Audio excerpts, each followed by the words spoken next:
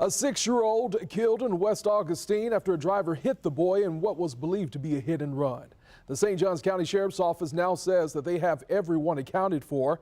And our Zach Wilcox is on your side tonight, joining us live from the intersection of King Street and Volusia Street where this all happened. And Zach, I understand that there's a memorial tonight for that little boy.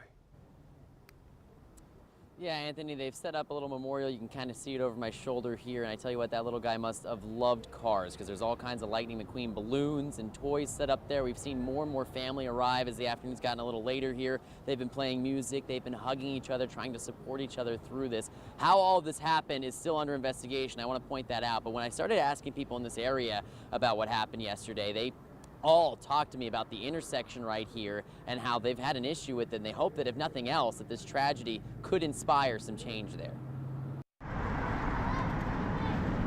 When I opened the car door, I just seen the child laying in the road. It still makes me feel sick.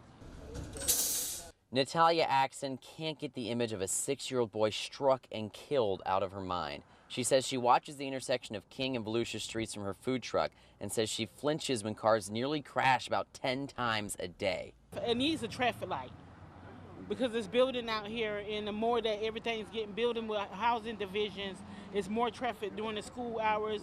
There's nowhere for the kids to even cross the street.